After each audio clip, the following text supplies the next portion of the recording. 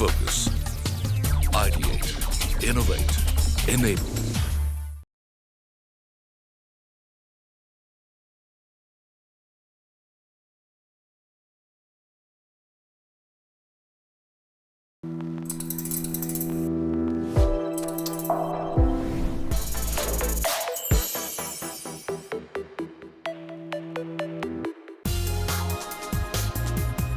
The third annual India Hospital Design and Build Summit 2020 was organized on 20th February in New Delhi.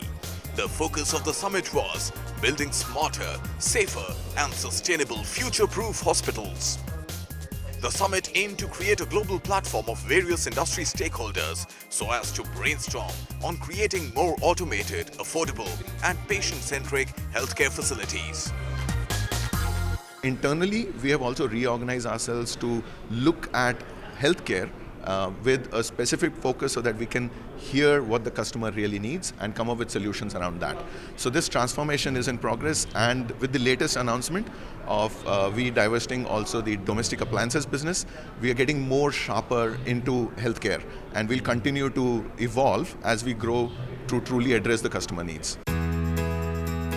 The event kicked off with a ceremonial lighting of the lamp. This was followed by the welcome address by Padma Bhushan Dr. B.K. Rao, Chairman NABH. In the last 1 decade or so, two things have changed. One, the patient-doctor relationship. The second thing that has changed is the pace with which healthcare has grown. And the technology has changed so fast that what we create today, we do not know whether 5 years down the line we will have to replace this technology, and everything that we replace requires an infrastructural support. The third thing that I want to highlight is that fortunately, with the years, architects, designers, and even the healthcare consultants that we have now become very smart. They have a lot of experience. So considering the Indian unique requirements, they are able to now create a setup for us which is literally smarter, which caters for the future, and yet is cost effective in the construction and the maintenance. So with these words, I welcome you all again, once again.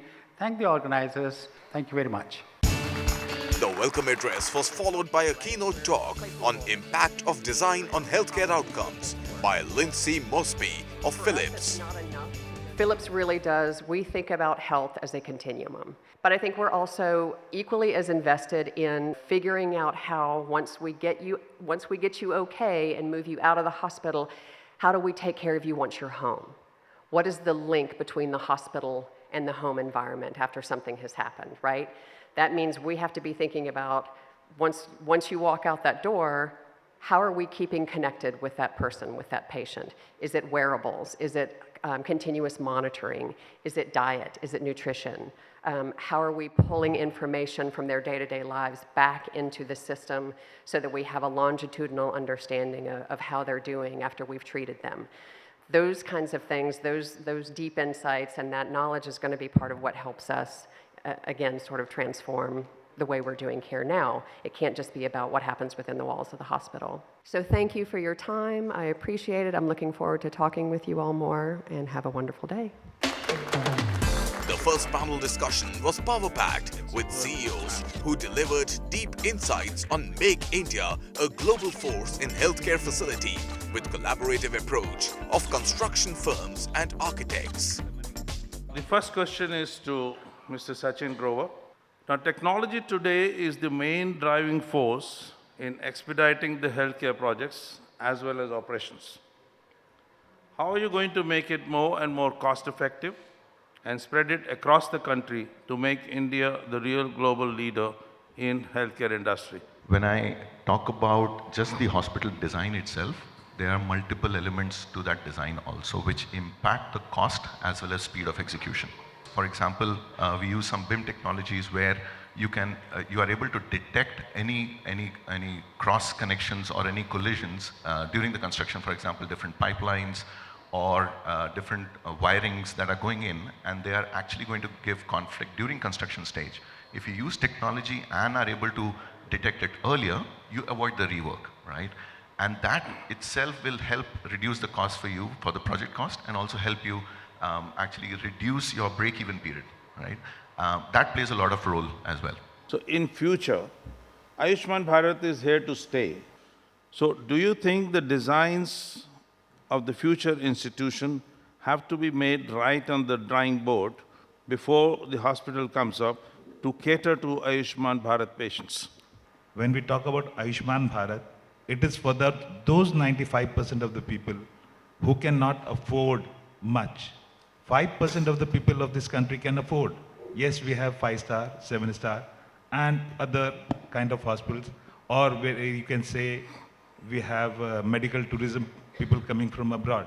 But for those 95% people, we need things where Ayushman Bharat is doing a lot of things. Therefore, yes, a strategy has to be worked out on the drawing board itself.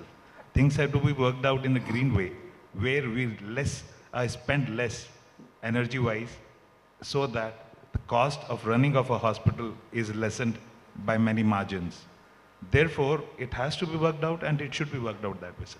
Now comes the question to our representative from Government of India. India, a healthcare force and challenges. What are the challenges confronting public hospitals in India, their origin and possible solution? Dr. Arun, please.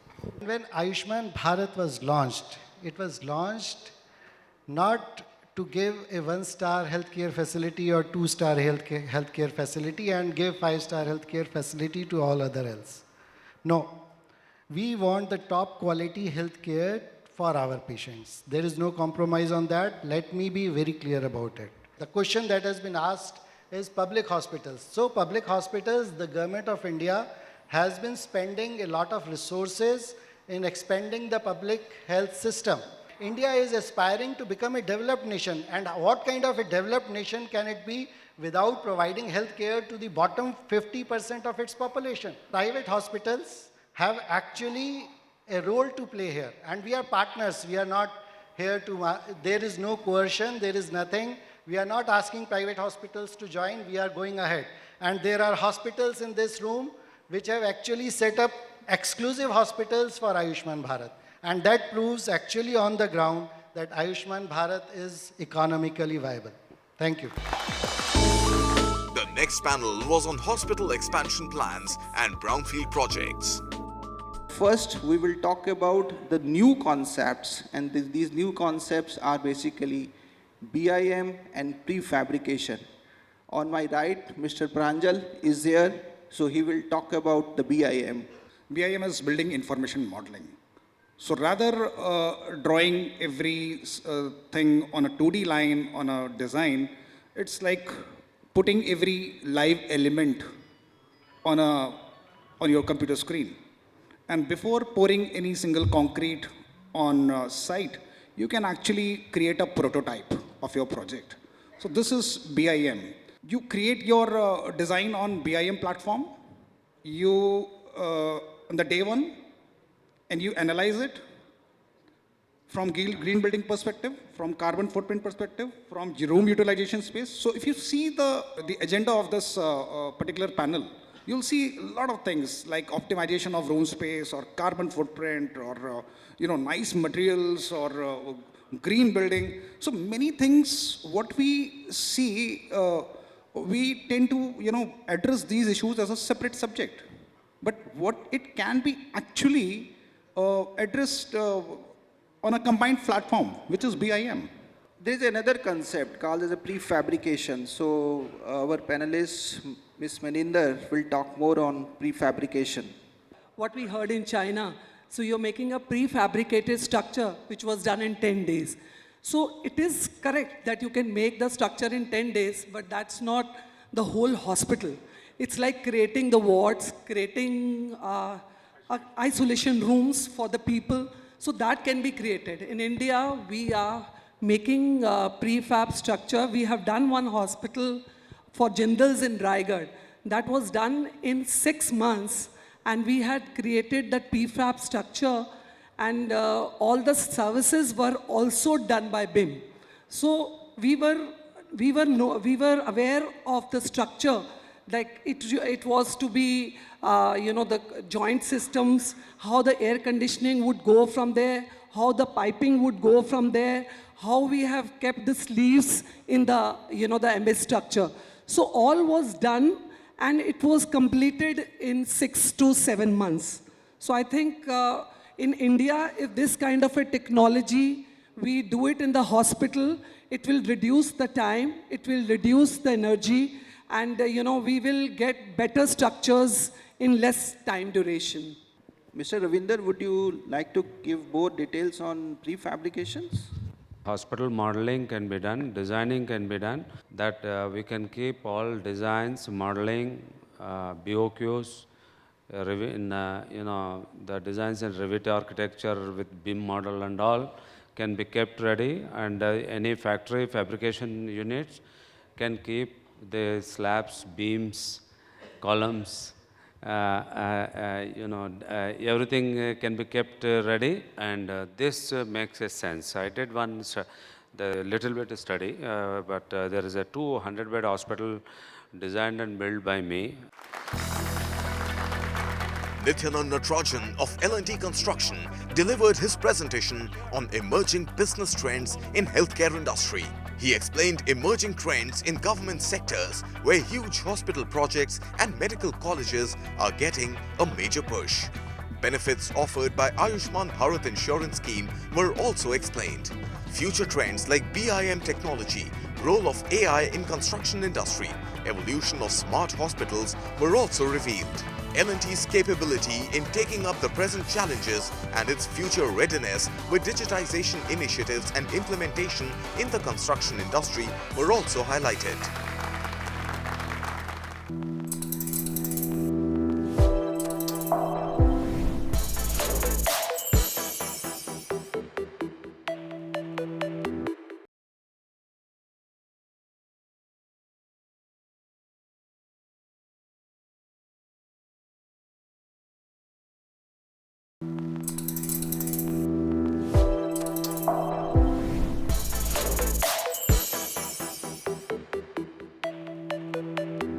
This session is going to be an exciting session that we have in store for you. So we'll be speaking on how do we improve patient care through human-centered design. Just request Lindsay to take a stab at that. What is human-centered design? It simply means that we start at the human level. So figuring out how to really do human-centered design in healthcare is about not just serving one person at the end of the day, but serving an entire sort of group of people who are all affected by the designs that we create. Thank you. So Varun, if you just build on that, in terms of human-centered design, what are design aspects that one looks at when making hospitals? For hospital design, we rely upon something credible, which is called evidence-based design. It's less of intuition, it's more driven by research and data. And it's a very critical process where multidisciplinary teams come together. It's not only the architect, it's the healthcare administrator, it's the engineer. They come together, they resolve the problem for each and every aspect of the hospital or the department we plan. And beyond that evidence-based design, there is some element of empathy into it. So that is something which we look at while designing aspects. The outcomes, yes, it has to be the patient stay in the hospital has to be reduced. And over and above it, these days we are also considering privacy and infection control. Commander Bali, I'd just like to bring you in on this, on the technology aspects of it. You heard some of the challenges that come from design having to keep up with demand. What are some of the things that technology can solve for us and for patients in this journey of human-centered design? Narayana Health has been looking at how technology can help, and if you ask about it today, we use these concepts like artificial intelligence, machine learning, big data crunching in a big way. So there are things like surgeries which are being performed using robots even today. So what technology has actually done is to sift through this huge amount of data and give solutions available to the doctors for them to then use decisions which are more pragmatic.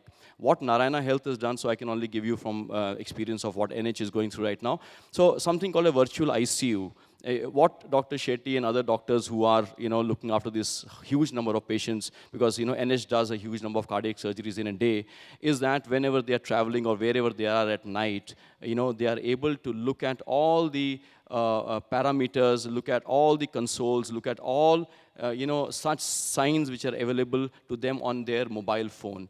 And in an ICU, you don't have to touch a patient, because the more you touch a patient, the more intrusive you are, more the chances of infection. So you remove that touch out of an ICU and look at the data of the patient which is available to you on a mobile phone. So technology has allowed us to do that. I'd like to get a more realistic picture on the ground. Dr. Kosar, if you could just tell, for the benefit of the audience, what sort of data exists in hospitals that administrators like you gather, and how do you use that to actually improve these various problems that the panel has discussed? We are not capturing the data about hospital designing the way we should be. Whereas hospital design should be in such a manner that it speaks about itself, that hospital designing is also empathetic towards the patient requirement. The type of a patient that comes. If the OPDs are spread in different buildings or different floors, I think everybody will think about before coming over to the hospital. Even the lifts also, like almost every hospital even today has this rampant practice of using a lift. We all know over a period of time, lifts again becomes jam-packed. There is a queue to take the lift as well. And I have not seen any hospital where once the hospital flourishes, there is a discussion always going on that we need to increase the lifts. Then why not talk about the elevators? Elevators will kill that traffic. So these are a few things which I believe are there. So everybody is working as per their convenience. Everybody is working as per their small knowledge that is available to them, but there is no data available. The last panel of the day was titled Vision and Strategies for a Futuristic Smart Hospital. What do you think is the current status of the architecture of hospitals, both government and private? How far do you think they go in fulfilling these wish lists that the doctors have? How much score would you give them out of 10 maybe on the current status? First, we have to design, or rather bring medical facility to each and every individual. AI, artificial intelligence, is going to play a big role. At least the patient monitoring at home can be there. Now, I was discussing कि हमारे अंदर hospital के sizes में बदलाव आएगा. No. Footfall is going to increase. OTs are going to remain the same. ICUs are going to remain the same. And other facilities are going to remain the same. Yes, what we have to do, we have to make them more efficient in such a way that whatever the technology we have, we should put in so that the best can be produced out of them. We welcome to the panel Barun Pal Chaudhary. How do you think the construction industry is reacting to these huge leaps that are happening in the healthcare industry? The industry has gone into a tremendous change. This is one of this where technology is changing, where medical treatment procedures are changing, new protocols of treatment is coming in, and infrastructure has to keep pace with all that. And these four things is having an impact on the feasibility of the healthcare system as a whole. So it's a very complex model, and when we look at this, there is one more aspect which is coming. Healthcare hospitals are the most serviced building in the world. So every aspect that we talk about today is going to have an impact on tomorrow, or each of those 5 items I'm saying will have an impact on my infrastructure. So to say it is future-proof, it's very difficult. Mr. Habar, you've heard everybody till now, and do tell us more about these fast construction technologies, and are we really prepared enough to deal with epidemics, whether in the form of flexible hospitals, hospitals being able to be converted into majority of clean rooms, or the facilities to build rapidly newer hospitals? We are doing right now 18 hospitals in Assam. What we do is actually, before we take up the construction, though we are in the construction industry as an EPC contractor, we partner with the operator, the developers. Like, for example, it may be Apollo hospitals or it may be Tata Trust hospitals. In that particular case, in Assam, it is Tata Trust is a client who are coming up with the 18 hospitals. So what we did was we took a different approach for the whole project. We wanted to do as much as possible modular construction. And instead of general type of construction like brickwork, plastering, painting, and such things, we went for completely a modular construction with the drywall partitions. And flooring, instead of vitrified tiles, ceramic tiles, were mortar beds, and again curing and all, we went for vinyl flooring. And entire operation theatre was with the modular construction with the imported materials. And entire false ceiling, nowhere we used mostly this gypsum board false ceiling. We went for metal false ceiling with grid system. And wherever even external walls, we had to do wet construction because we cannot go for drywall partition for the external walls. We didn't go for brickwork because bricks, it will be having even surface on one side and uneven surface on the other side. Then plastering takes a lot of time. We went for AAC blocks, which will be factory made, so it becomes absolutely uniform size, so it becomes much easier to handle. And with that, we did very fast construction. We think that futuristic designs in India will ask for NDMG guidelines.